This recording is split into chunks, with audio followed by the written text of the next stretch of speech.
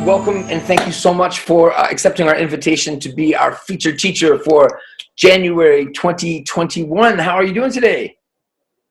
I'm feeling great, super excited to be here.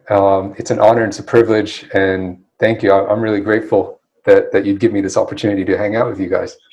Well, yeah, it shouldn't be any surprise when you consider the things you've been doing. I don't know how many teachers here know about what you're doing. You reach more students directly, would you say, or teachers, or both in your work? So far, most of what I've been doing has been working with students, with English learners, and helping them. Mm-hmm. But I do plan to, for this year, one of my goals for 2021 is actually to get more involved with helping other teachers in the community as well. Perfect. Well, then this couldn't have come at a better time for you or for us, because we're looking for more people like you who are really involved directly with learners in social media. Not that that's all you do, but I noticed in your bio, you talk about your social media career in teaching, or social media teaching career, I think. Yeah. I hadn't seen that put quite that way before, and I absolutely love it. But before we get into that, if you could just introduce yourself, because you'll do it better than anybody else will, to tell us who you are in the English language teaching community. Sure. Good evening, everyone. My name is David Raja Raman. I am Indian. I was born and raised in Brunei, which is a tiny country in Southeast Asia. I speak 4 languages, and English is my first and strongest language. I've been teaching English since 2012 professionally. I have no qualifications in it. I never trained to become a teacher. I actually studied something completely different, but I kind of fell into this by accident, and I'm glad that it happened, because 8 years on, I'm still doing it, still loving it, and still trying to get better at what I do and help more people. My first question is, do you feel that what makes you so good at what you do, because you are good at what you do, without the training, is because you somehow have a kind of natural affinity for, how to teach English, or because you work really hard to figure out how to do it on your own without doing a traditional training course? I'm not sure if it's that I'm really good with English or with languages, but I do think that I might have just picked up like a natural tendency, a natural ability to teach in general, or to convey a message, which I just think teaching is really just conveying a message in such a way that it's simple enough that someone completely new to a subject can digest it. So, and I've always been a people person. I've always been like, the one thing that I used to get told off all the time about was talking too much in class, and and messing around with the other kids and distracting them during class. So, it's kind of funny how the one thing that I used to get told off for the most when I was growing up ended up being what I do as a career. I just talk to people and connect with people. That's what I do right now. That sounds very familiar, actually. So I want to go right to what I think is just the most wonderful thing, because I get into a lot of debates with people about, not as many as some people do, about native speaking English teacher or non-native speaking English teachers, or training, or not having training, or which training. So on your Instagram page, and David is very active in Instagram. We're going to get to that, and how to reach more people through new media. That's such a big thing. Whether it's to get more paying students directly, or just to build, more of a community, and eventually start making money as a teacher. Anyway, you write on your Instagram profile, non-native speaker, like the first thing. Why do you put that there? Right away? Why is that the first thing we see? Because I know it gets people's attention. So, a lot of what I do with social media, it's really just marketing. For a lot of learners, and just the way our industry is, there is almost like this unhealthy fascination or infatuation, I'd say, with native teachers. Now, I'm not as violently opposed to that, or I don't get as upset about that as some other teachers in the community do, because to a certain extent I kind of understand it. Like, I've been a language learner myself, and I know that feeling of wanting to rather take lessons with somebody who speaks the language as their native language, rather than someone who's a second language speaker of it, who might not be as proficient in it. And I think there was definitely a point in time where the world was not as connected as it is today, where English, just statistically, you're very unlikely to come across a non-native English teacher who has a good enough command of the language to be teaching it well. But a lot of that has changed just, during the course of my lifetime, compared to when I was a kid to now. And I think that's probably not, it probably shouldn't be such an important consideration for English learners trying to choose a teacher that's right for them. And I'm one example. I'm not a native English speaker, but I do speak English better than I speak any other language. So, it's when going back to your question, why did I write that in my profile? Because one, it's true, and it's also something that sets me apart from everybody else on social media. Because by saying you're a native on social media, if you write that in your profile, that's actually one of your selling points. That's what your target market wants. But on the other side, if you kind of turn that around, I'm kind of doing the 8 Mile thing, made popular by Eminem and 8 Mile. Take all of the criticisms that somebody can have against you and say it before they get to it, and they run out of things to say about you that, and it kind of works to your advantage. I thought about that, but I also have to say I think part of it is if it's not now, if it's just you're ahead of your time. Where it is also the way that somebody might put native speaker as their selling point. I think non-native speaker has some selling point to it. It's starting to happen, especially when we see you are not alone on Instagram as far as non-native speakers that are getting huge followings and doing great work. I think that's and the advantages of not being a native speaker are many. And so I think the question, just like there are advantages of a native speaker, and then there's all of the the overlap that has to do more with are you a good teacher? You mentioned just there is sort of whether it's innate or whatever, some kind of predisposition, personality about teaching, conveying messages and empathy and all of that is regardless of which language is your mother tongue. But so there's all of that. But then when we account for all of those things, it's really the case, isn't it, that there are certain things about non-native speakers that could be more beneficial and certain things for native speakers. And you mentioned, the connectedness of the world. I think that non-native speakers who are very connected with English internationally, who are very connected with language learners internationally, can have an advantage over a native speaker if that native speaker is sort of in a bubble in their native speaking world. Not that they always are. Do you know what I mean? I mean, I think that's, to me, that's one reason you see, a Brazilian language teacher, English teacher, an Italian English teacher, an Iranian English teacher that are just, getting huge followings and doing such amazing work. Do you know what I mean? Yeah. I love the English teaching community. Like, I just love what it is on social media.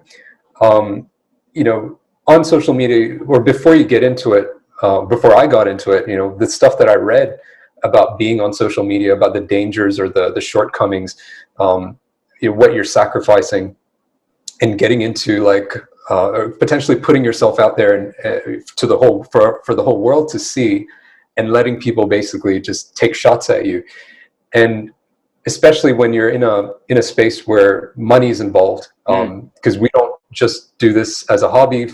We're teachers. This is our profession. This is what we do to put food on the table. There is going to be competition. So, and just as there is in any other industry. And so I wasn't really sure coming into this, I wasn't really sure what to expect. Like, you know, is it going to be easy to collaborate with other teachers and other people in the community? Like I started off watching videos by like Learn English with Lucy, Papa Teach Me English, like all these huge YouTube channels, and I did see them collaborating with each other. But then I thought to myself, but are they only doing that because they're both like on the same level, like they have the same number of followers or subscribers and stuff, you know? Or is it really going to be like a community where it doesn't matter what your numbers are, it's more to do with who you are as a person and all of that? And I was pleasantly surprised at just how positive and welcoming and mutually supportive this community is. Sadly, I can't say the same about every teacher that I've met. And, you know, I don't hold a grudge against them because they got to do what they got to do. Again, it is their career. But it is a bit, how do I put it? I do feel just a little bit sad in that that's one less friendship that I could have with the person, you know, with somebody who I would consider a colleague, who's also here for the same purpose of helping people improve their English, right? And then, of course, like in all of that, in this community, I've had the opportunity to connect with all these other teachers who are just like me, you know, who are also, they're not natives, you know, English is not necessarily what would be called their native language, but they're incredible. I learn things from them. I watch their content, I follow them. And there are times when I learn expressions and words that I've never heard before, never used before. And it's always cool. Back to maybe an advantage that someone who's a non-native speaker has, if they're very connected to students internationally, is the language is changing more quickly in that way, where second language speakers are creating expressions, or certain expressions are changing certain uses of grammar and vocabulary. It's really fascinating, you know, things like you know, Oxford English Dictionary putting touristic as an adjective into the dictionary, you know, that came entirely from second language speakers not having a word in English, because touristy has a negative connotation, right? So there wasn't a word which meant a place that in a positive way you should go see. Your community, the students that follow you, first of all, are they from are more of them from one part of the world or from certain language and cultural background? And I don't think you mentioned where you live now when you were explaining what you do, and I'm wondering where you live and who your students are, and a little more about that would be great to hear. So I now live in Japan. My teaching career started here in Japan, actually, back in 2012. So when I first started teaching, I was working at like an English conversation school. It's actually this huge corporation that they have branches, like they have over 2,000 branches across the country. They've got their own curriculum, their own textbooks, all that stuff. So they're pretty big, and I think it was I'm grateful that I started my career with them, because the fact that they had their own teaching methodology and curriculum and training program meant that for somebody like me who had no prior training, no experience, coming into this completely green, I actually had something to build a foundation on, which is their teaching style and their teaching method. And then for like the first year and a half, I was only teaching Japanese students. And of course, given their background, like their experience with the English language, their native language, and how that affects how they learn English, you know, they've got their unique challenges that they face with learning the English language, right? So that's what I was really familiar with. And then I went to Malaysia for 4 years. I went there to study engineering, and so nothing to do with English. And while I was there, I wanted to kind of continue teaching just on the side, because I did enjoy it and I didn't want to lose touch with it completely. And that's when I had my first exposure to teaching students from other backgrounds. And I taught some students from Turkey. I know there are some people from Turkey who are joining us here today. I had some Arabic speaking students as well. There's a guy, he was actually my housemate. An amazing story, by the way, the way he learned English. He started from zero, like literally he couldn't even speak in single words. We were using nothing but Google Translate to communicate when we first met. Within a year, he was able to talk about almost anything in English, not with perfect grammar, but he was able to express almost any idea he had in a way that we could understand, and he was able to understand almost anything we were saying. Are you going to tell even us if we how said he it did? entire. How do you do it? Oh man, he did it he did it through lots of hard work. He was studying Oh, so he's every single day. one of those people. Okay. Mm-hmm. He was studying every single day, and he Yeah. was also immersed in the environment because he was going to school. He had friends like me and other housemates that we were all living with. We were sharing an apartment, and we were all like those Turkish guys that I was teaching. They were actually our housemates as well. So we would all communicate in English Okay. as the common language between us. So I think all of that combined, it really helped. But there's even then his hard work and dedication, I think, is probably the one thing that I admire most. If I was given all of the same opportunities that he had, which I actually was with Japanese, like I didn't improve anywhere near as quickly as he did, and that's just because I didn't put as much work into it. Okay. Yeah. So your students today, if I understand correctly, they are not mainly Japanese students. The majority of them are not, and that's just because I came onto social media teaching in English, which means that my audience is mostly people who have a foundation in English already. They've been learning it for a certain number of years. They have enough English that they can understand most of what I say, and they're just really looking to get past certain plateaus. And those were also the majority of students that I taught even after leaving Japan, after leaving that first job. I had students from Russia, Spain, and so on. And I was teaching online. So like my social media thing really just started as a way for me to answer the most common questions I get from my online students, and be able to answer those questions without using our lesson time. So if those questions did come up, I just wanted to say, hey, look, I've made a video about this. You can watch that after the lesson. Let's continue the lesson. Let's do something else. Let's use our time more productively. And that's really how it started. And then and one of my students, I was originally doing it on YouTube, and I wasn't getting many views or many subscriptions or any of that. One of my students, who was from Russia, she was, I think, like one of the first students that I taught when I started teaching online. She said, hey, why don't you post on Instagram? Because I don't really use YouTube much, but I use Instagram all the time on my phone. And it would help me a lot if you put those same videos on Instagram.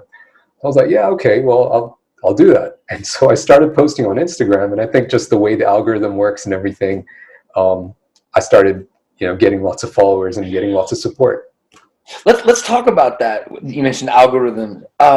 But before that, I just want to say I love your story because it's sort of my story also, and the story of several colleagues that come to mind right now, whom I respect so much. And I think that's because the initial motivation was not, I'm going to go try to meet all these people and make this money and be this person. It was, using new media as a way to help with you're so dedicated to those people that even when you're not in the classroom, they need help. Like, how can I, so in my case, it was, making these songs they could listen to outside of class to remember vocabulary and grammar. And in your case, it was, and then it catches on. Right now, it doesn't always catch on. You're saying because of the algorithms or whatever, as if it's so simple. Because we have teachers who also do what you did, or have done, or same with me. I sort of put it out there in this way, and they don't always get the kind of success that you found. So can we talk about that? First of all, when you first put stuff on Instagram, you said it was really just your students, right, who were following you? It was my students and like my friends that just like accumulated on Instagram over the years. I just wanted to confirm that. So what happened? I mean, what do you think happens? Because this is something I think so many teachers, I see teachers who are, doing similar things you're doing, Some of them aren't as good. Some of them are as good. Very few of them, if any, are doing it better. But in those, but you can see people that have, like, 92 followers, and they've got a lot Yeah. of short videos with good stuff, but they're not getting the following. So what factors? I know it's not just one thing or two things, maybe. What do you feel in your case has helped you build so many? You have 50,000 or something followers. So tell us what happened. If I could like summarize everything into like one sentence, or if I could really just summarize everything in one thing, I'd say that so if you're going to do the social media thing and you're going to do it for real, you've got to treat social media as something social. It for so many people, and I've been there myself. Like when I started on YouTube with a different niche, that's where actually how I started as well. I thought, like, I'm going to put videos out. I'm going to I'm going to put videos out. People are going to watch it. I'm going to make tons of money. Yeah. Hey, Let's go. And like one of my first few videos was like a giveaway. I think it's like within the first 5 videos I put on YouTube as a giveaway. And I thought, yeah, I'm going to do this giveaway and everybody's going to follow my page just because they want to enter the giveaway. It didn't quite work out that way. But so what changed on Instagram? It's like you learned something from that experience, or was it because on Instagram you weren't thinking about that? Like you said, it was just this thing for your students, and then sort of organically it changed. No, I wasn't. How do I put this? Like, it's not that I wasn't thinking about pursuing growth on social media. Okay. Completely. It's not something that was not on my mind at all. Because even when I was creating videos as answers to my students' questions, another purpose behind that was, if my students are struggling with these things, then there are probably other learners out there in the world who will find this useful. Mm-hmm. And the only thought process behind my content creation was like, I wanted to create something that would offer value to other people out there. And if it's useful to my students, I know it's going to be useful to somebody else. And if they discover my content, then they're probably going to want to see more of it, and they're going to follow me and all of that. So that was one side of it. And then the other side of it was doing like all the right things in terms of the social side of things. And what are those things? What are those things specifically? Okay, all right. So it's real simple.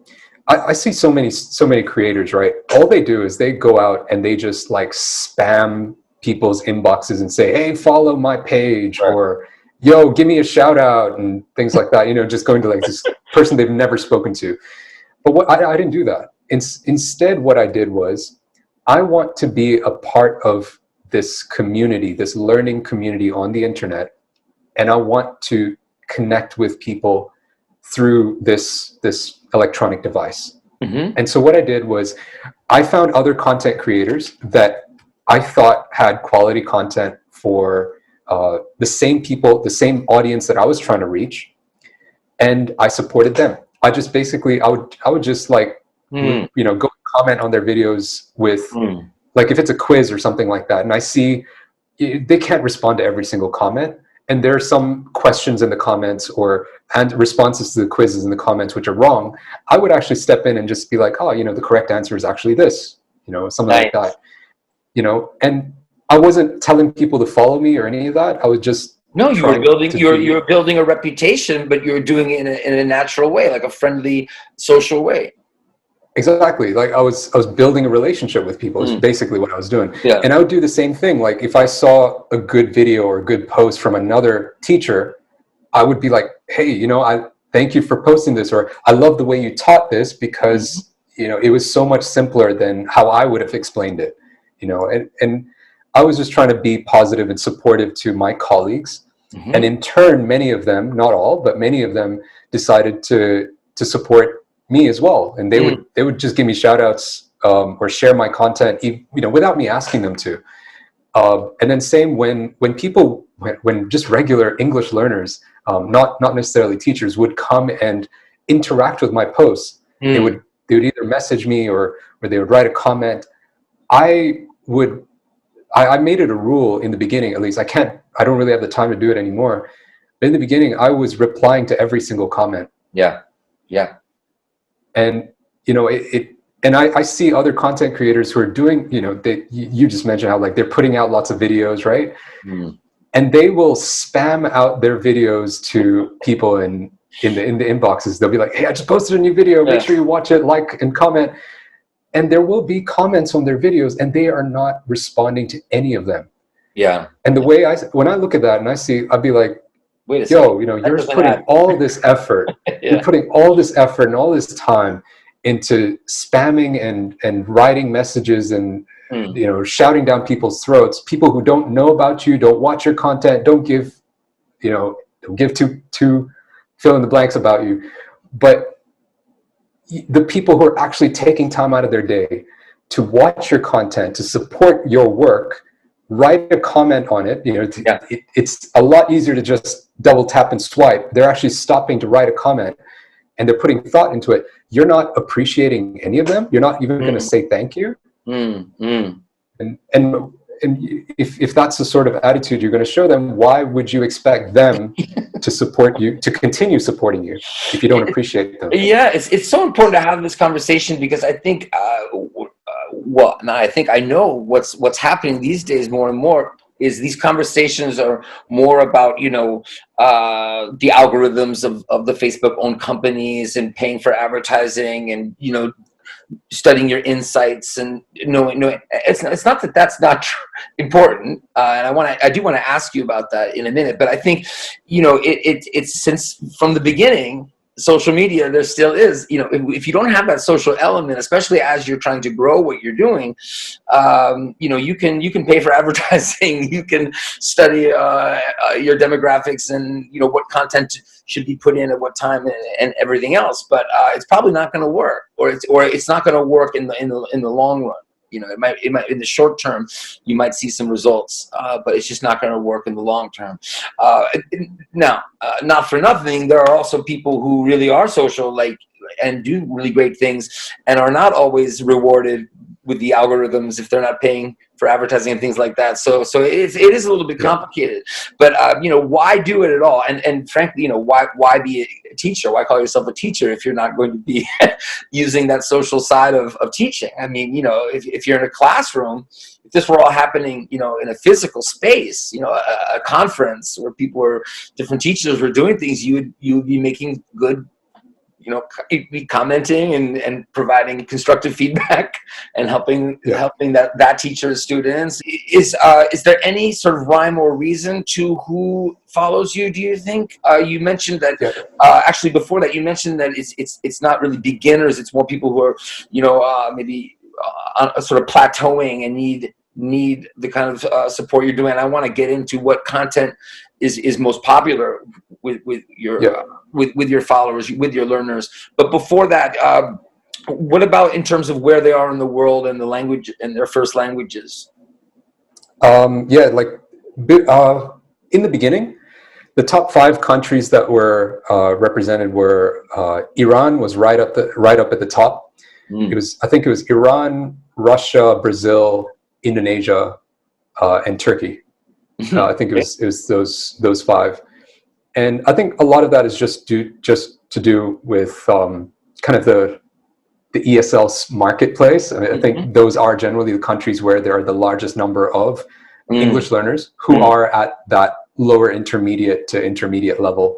And who are on Instagram? Like, how much does that, do you think, enter into it? Those countries you mentioned. Oh yeah. Is it also?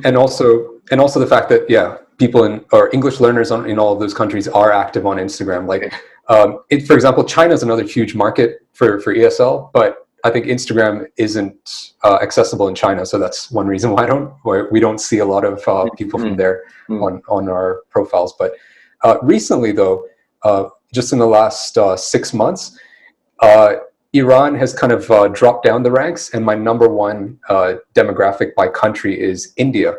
And I think that's largely due to my ads and my online courses. I initially started, I wanted to start off small by reaching an audience that could relate with me the most. And because I'm Indian, when I started running ads for my online course, I actually I ran ads only in India and not in any other country. So I think based on that and just kind of how the Facebook pixel has kind of gathered all of that data or stored that data and analyzed it, it's probably showing my ads more to Indian users on Instagram and Facebook than other people. So from that, I've gotten a lot of new followers as well. So you mentioned the online courses. Is there a difference in who the types of folks following you on Instagram and those who do an online course with you, or is it similar demographics? No, it's right now it's starting to become more similar, but that's because a lot of the people who see my ads for the courses also follow me on social media, and a lot of people who enroll for the courses follow me on social media. But I do think there's definitely a completely different demographic that follows us on social media, and then people who are actually out to buy courses or lessons for their English. I'm not 100%. I was going to interrupt you. I'm sorry. Just that has got to be like, the number one question. If we polled people and asked them what they'd want to ask you, I think that's so I'm going to ask it. Wait, just the way you put it. Yeah. What is the difference, or what are the differences between the people that follow you on social media and people that buy your online courses? And can you generalize that a little bit more, like in terms of, do you think you could say not just you, but if somebody has these people following them in social media and these people who are paying money for something they created, like an online course, could you talk about that? Because I'm sure that's a really, really important question on the minds of many teachers. Yeah, like if you think about yourself as a consumer of social media, and I go on the internet looking for free content on things that I want to learn, right? And when I look for free content, I do it with the intent. With the intent of finding free content. I've decided already that I don't really want to. I'm not really ready to spend any money on this thing that I'm wanting to learn, right? And so when I find people that create quality content that is free, I'm going to follow them for that reason. And fair enough, like I am going to be, or they are going to be winning my trust, and eventually, if and when I do get to a place where I'm prepared to invest in it, they're probably going to be, up there in my top my top 10 list of courses or service providers that I would want to spend my money with. But for me to get there, it's still going to be quite a long journey. If I start off, with the mindset of I want to find quality free content, and I don't really want to spend any money. And I'm willing to do a little bit of extra work if that's what it means in the end. And I think those are the sorts of students, or those are the sorts of learners who follow us and our content on social media. And I'm completely okay with that. I don't resent any of my followers who just follow me for the free content and don't buy anything from me. I'm okay with that. That's actually why I still create free content. And then the paid content is for those who are prepared to invest a bit more money for whatever perceived benefit that gives them. It could be something as simple as, I know I can do this by myself, but the fact that I'm investing in it means that I'm now going to have to hold myself accountable to make sure that I don't throw this money away. Like I'm not going to procrastinate. I'm not going to forget about it. And I'm going to be more committed to it. It could be that they actually just want to save a bit of time. Instead of trying to figure out their own study plan, they just want to be told what to do and go through the motions, get the results. Another reason might be like they actually want a little bit more exclusive attention. They don't want to be just one out of 50,000 people whose name I don't remember. Instead, they want to actually have a bit more of a personal connection with me. They want to ask me questions, and they want to appreciate and support my work as well. So, they can come from all sorts of different motivations and reasons, but I think those are some of the things to keep in mind. And are they all coming, those paying customers who buy your online courses, are they all coming from your social media? Were they all people who at one point were looking for free content, as you said, and then they were converted, as it were, to paid customers? I think that's sort of the story most people hear and tell, but it may not be the case. Yeah, that's actually what most people hope for when they Sure. start to build a following on social media, right? And that's what I was hoping for too in the beginning. Mm-hmm. But what's so strange is that I had the exact same offer. Actually, let me tell you this story, right? This is actually what happened. The course that kind of really just blew up and changed my life was this one course that I still have on offer. It's called the 12-Day Fluency Blueprint. And all it is, it's me answering, like, have you ever had one of those moments as a content creator where you kind of think to yourself, if I had $1 for every time somebody asked me that question? Absolutely. Right? And that was basically my motivation for creating the course, is because the number one question I was being asked all the time was, how do I become fluent? Yeah. And so I thought, you know what? I'm going to create a course to answer this question as thoroughly as I possibly can. I'm sure if they were to go out on the internet and do the research themselves, they're going to find, tons of information to answer that question. But the reason why they're asking me the question is because they want somebody to give it to them rather than go out and search for it. So, okay, if you're going to expect me to go and do the research for you, I'm going to make you pay for it. Yeah. I'm not going to do it for free. So I thought I'm going to create a course about that. And that's what I did. I created a course about how to learn English effectively. And you can use the same principles to learn any language, really. But I focus on English, and I share all these different resources on the internet, how you can make the most of them for various weaknesses and all of that. And I started off promoting that course for $1 because my costs, like, I had no idea what it should be worth, but I just thought, whatever, I'm going to sell it for $1 because it's not really about the money. It's just them committing in some way and making a commitment to actually go through the course. Was this the first course you charged money for, or you already at that time had? Okay, so this is a really important story. This is the first course. Okay. Okay. First course I ever created as an online course. This is not teaching online. It's just like a course where it's all recorded, right? And it was $1 for the whole course. And I was promoting it only on social media. I had like 30,000 followers at the time. And I got I got less than 100 signups. I think it was like 70-ish signups. And many of them actually didn't even sign up by buying for it. They actually got it kind of like as a gift, because there was this other teacher, her name's Firuza. She's Persian, or she's from Iran. She now lives in the US. She, again, this is one of those examples of me building a relationship with a teacher and them just being supportive. I didn't ask her this. I didn't ask her to do this or anything. She just saw me promoting the course and she said, hey, I'm going to buy 30 copies of the course.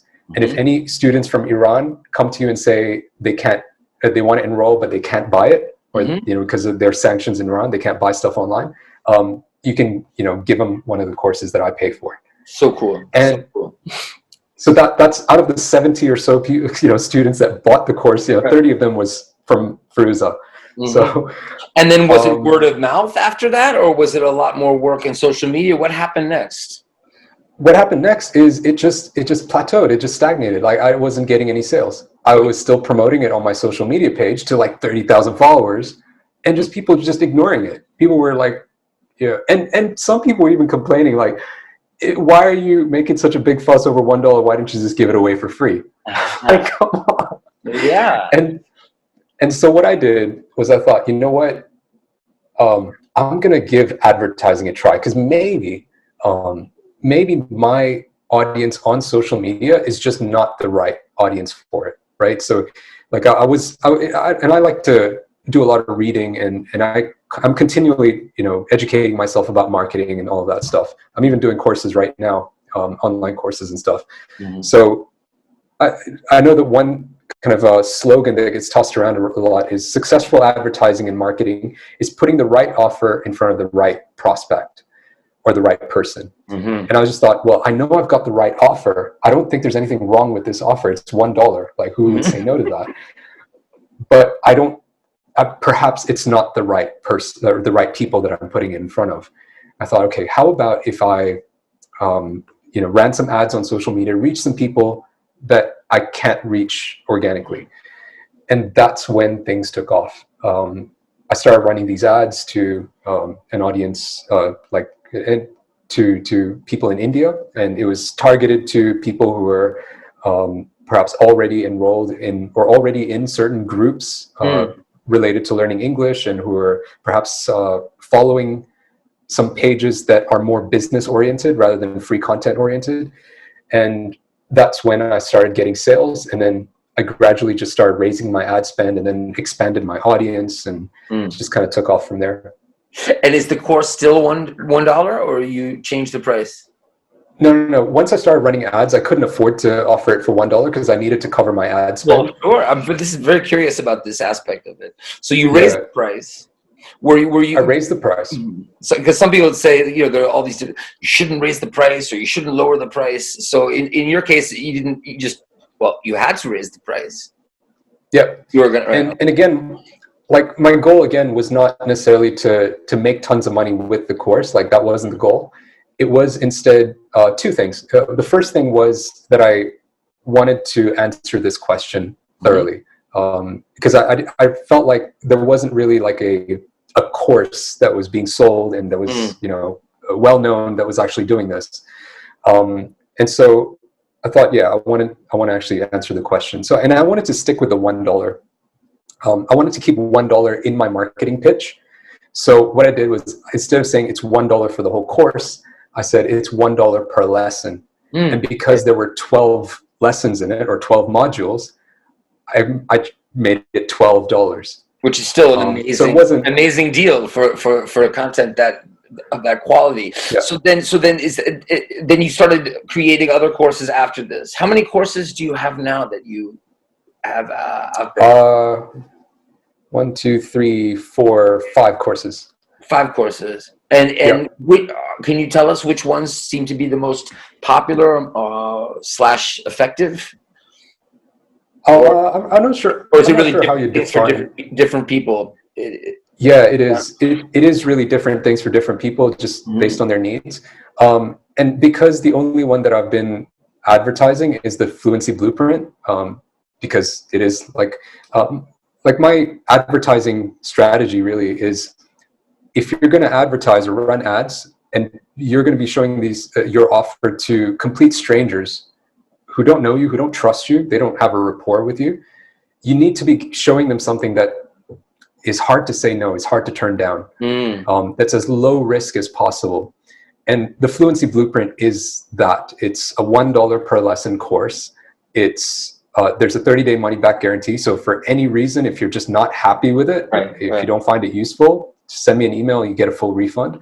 Yeah. And because it's just such a no-brainer sort of decision. And frankly, do people that buy that course then often buy another one? Like you're saying, like they don't know you, so maybe with that one they trust you, and then they'll buy a second course. Exactly. Okay. Exactly. So, like in the course, it's an opportunity for me to build a relationship with them, to show them what I can offer, and if they like the way I teach, then they're more likely to consider my other courses. And I do, at the end of the course, I do mention my other courses and put links to them. At the same time, I also tell them, look, you don't need to enroll in any of my other courses, because this course, the Fluency Blueprint, is supposed to teach you everything you need to know for you to go off and study by yourself and use all of these tools and resources. But if you do want to learn more with me, and if you actually want me to be part of your learning journey, then these are the courses that I have, and you can have a look at them. And from that, there are people who actually do, and others don't, and that's fine. Okay. I want to make sure before we stop and take questions from people who are here live. Back to the free content, back to Instagram, and Just Instagram or mainly Instagram where you're sharing these videos that you make? It was mainly Instagram, but that's only because that's where I was getting the most engagement, and where I felt like I was reaching the most people. Mm-hmm. That's recently I've been kind of, recently I've been kind of more focused on YouTube. Mm-hmm. But I do still kind of mirror post the same things Yeah. on Instagram later on, or sometimes at the same time. Mm-hmm. And I do kind of cross promote between the different platforms. I'm trying, or one of my goals for this year, like I've seen so much growth on Instagram, but then my other social media platform, my accounts are kind of, you just hear crickets really. So one of my goals for this year is to kind of give just as much attention to the other platforms as well. Okay.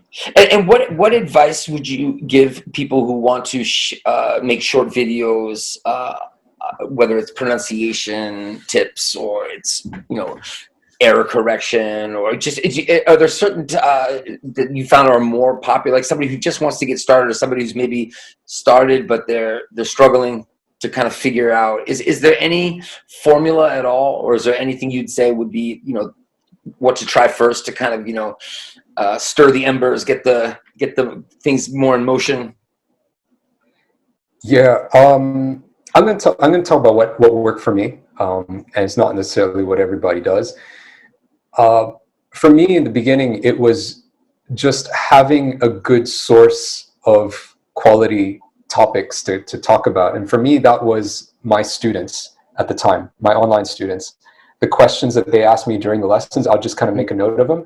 And that would be that's what I refer to for ideas on what sort of content to create. These are questions about vocabulary, about grammar, about pronunciation, or whatever. Culture. Okay, so it's sort of ran the gamut. Anything, yeah. And for me, in the beginning, I didn't really have my branding or my messaging down yet. It wasn't Speak Like David. I think originally my page was just called English with David, which is really generic. It's just English. And it was actually like a few months later that I decided to really just focus on speaking and fluency, and not necessarily the other skills. So, so if you're, let's say if you're just going to create content for English and you're not necessarily going to focus on just vocabulary or just something, you can decide to do that later on if you want. But if it is just English, make sure that you're doing something that's unique, that offers genuine value. It doesn't. I don't mean to put down any teachers who do this, but and I'm not trying to disrespect you, but I've got to be honest and say it doesn't take a whole lot of skill or talent as a teacher to necessarily just make a video on idioms. And if your definitions are just regurgitated dictionary definitions and examples, especially if those same idioms are like the same ones that pop up all the time in social media. If tons of other creators are doing the same thing, you're not really going to stand out. Like, not my cup of tea, raining cats and dogs. Like these are like the ones that you see all the time on social media. Right. Instead, like the questions that you just don't come across, even in textbooks, you don't come across them on blog posts about phrasal verbs. Can you give us an example? I know you. I would also tell everyone, go to Speak Like David on Instagram. You can see so many great videos like what he's talking about, but just maybe one example. All right. When you're teaching students, right, they're not necessarily going to come to you and say like, hey, what's this phrasal verb mean? Because they can look that up on in a dictionary. They're not going to say, what's this idiom mean? They can look that up as well. Or even, how do I pronounce this? They're going to know how to look that up. What the sort of questions they will ask you is, what's the difference between this expression and this expression, which are really similar. On the surface, they look similar, but they're actually, so for example, what's the difference between catch a bus and to take a bus? Ooh. Is there a difference, or are they the same? Those sorts of questions. So if you kind of go through if you kind of just scroll through my Instagram feed, you'll see a lot of videos. You'll see a lot of like videos where the thumbnail is like a word or an expression with a versus symbol and another word or expression. When looking at my analytics, those are the videos that get the most engagement. and the most views. Understandably, because those are the sorts of questions that you don't find in a book, that you don't find as easily online.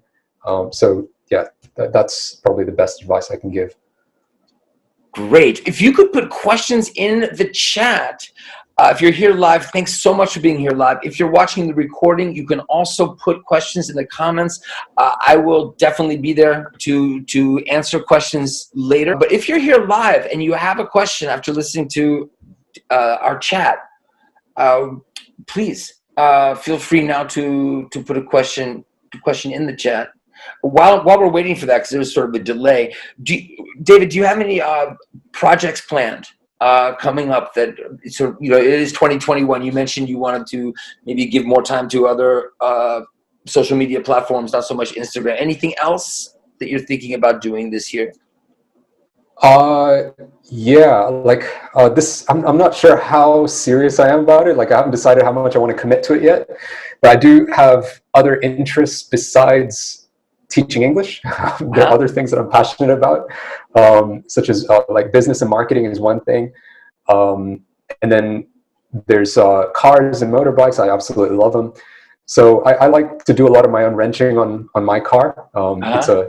It's a little convertible sports car. Cool. So like I do have another channel that I started way back, and I haven't really been like uploading content on it. So I plan to perhaps get back to posting more about cars on that other channel. Okay, very nice. And another big project I have planned is like my new course website. It used to be kind of more focused on like you buy the course once and you just get lifetime access to it. I am working on a couple of different evergreen type courses. There's one for IELTS training. It's a weekly program. Then I've got another weekly program, which is like, it's a monthly subscription. You just get access to everything I have, like all my English courses. And yeah, kind of doing that alongside also working on search engine optimization. That's like on top of my list for skills that I want to learn this year. Search engine SEO. Yeah, well, I mean, my hat's off to you and others like you who have this combination of three things, which is, a passion for teaching and the knack for teaching and the skills for teaching, or the teaching side, and then the social side and the understanding of social media platforms. I think I have those two, but the third, which I really don't have, that passion also, not just knowledge of it, but passion, as you said, for business and marketing and, taking online classes to learn more about it. It's so key, and it's rare. It's rare, I think, to have all of those. Like I said, not just that you have the knowledge, because there are people like, I could go out and learn how to do marketing more, but I'm just not motivated to do it.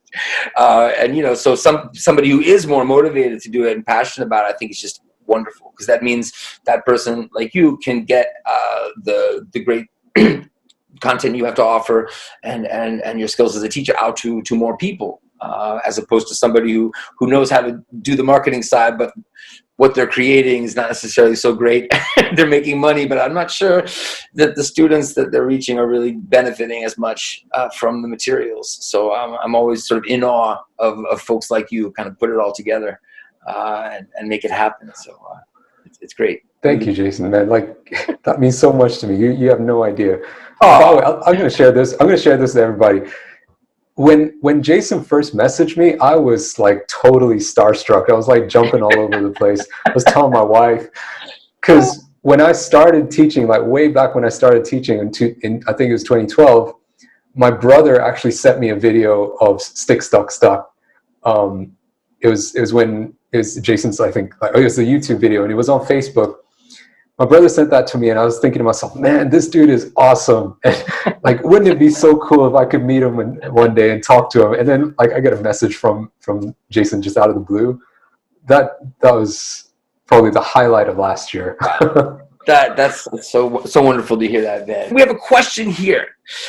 David, you said you don't have any qualifications in ELT. Do you sometimes think that something is missing in terms of conveying your message, or are things easier online? Ooh, good question. Good question. Eka, thank you for the question. I'm not sure what you mean by are things missing. Do I regret not having any qualifications? No, I don't. because I feel like I'm satisfied with my teaching ability, and I'm also satisfied with how well I understand the English language and the grammar as well. And basically all of the things involved with teaching English. And also when I look at like the results that my students get, you know, I'm actually quite satisfied with that. Do I think that it's in any way harmful to be trained? No, not at all. Instead, my take is this. We live in a day and age where it is possible to learn anything without actually getting a formal education in it. You can, if even something as highly technical as engineering, you can learn that for free. You can do a complete engineering degree online for free. You won't get a certificate, and so you won't be able to work as an accredited engineer, but you will be able to learn all of the skills that you would learn if you went to university. And so when we live in a day and age like that, I don't think it's necessary to go to university to learn. It can definitely help. There are a lot of benefits involved in, like, say, investing in university and going there. But I would say it's not necessary. If your only goal is to learn, it's not necessary. And I'd even say that about English. It's also not necessary for you to necessarily enroll in a course or buy books and stuff.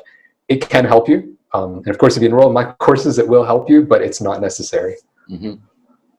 I couldn't agree more. Yeah. And it's go back to the beginning of education and degrees and certification, and see plenty of people who get those papers and those degrees and don't know what they're doing as teachers. So, it's a great time if you are someone who has the passion and the affinity for teaching, but not necessarily the geographical privilege or the financial privilege to achieve great things and reach people through new media. It's a great thing, but beware of those people also, like I just mentioned, who may be geniuses with marketing and advertising, but are not always offering the best services, the best content. There is a question here. Sure. From Rashmi Verma. David, being Indian, do you feel students across the world have same issues with ESL, or are they different? No, they're definitely different. The parts of the elements of English that Indian learners of English struggle with or find the most difficult are very different to the things that, say, learners from Brazil find most difficult. And for me, like, being able to see that is one of the things that makes my job really interesting. As well, because I get to learn, when I connect with students from different backgrounds, and especially if I'm teaching a student, or if I come across a certain point that they're struggling with for the first time, I sometimes get surprised. I'll be like, oh, I didn't realize that that could be so complicated. And then when I learn a little bit more about why, it could be about how they were taught into school, or about how that translates into their native language, and then I'm like, wow, okay, I didn't realize that. It could actually be so complicated when it translates that way. So yeah, I get the same satisfaction from those moments working with people from all over the world. David, thank you for joining us so late in Japan. I guess you're used to taking late meetings with folks from the Americas and Europe, but it's really wonderful to talk to you. I could do another hour or 2 hours, which means we should probably do this again at some point. But you really love to. You shared invaluable information. I know people watching this will really learn so much from the things we talked about. And I wish you continued success. And I always can't wait to see what you post next. So I'm always checking it out. Thank you, Jason. Thank you. It's been a pleasure. I really appreciate you having me here. And thank you to everybody who joined us live as well. And yeah, I'd be honored if we do another one. I'd love it. Thanks so much to American TESOL Institute for making this possible, this webinar series. We're here each month with a different teacher. So we'll be promoting our February teacher soon. Take care, everybody. Have a wonderful morning, afternoon, evening, wherever you are. And we'll see you soon. Take care. Bye, everyone. Bye-bye. Take care. Respect.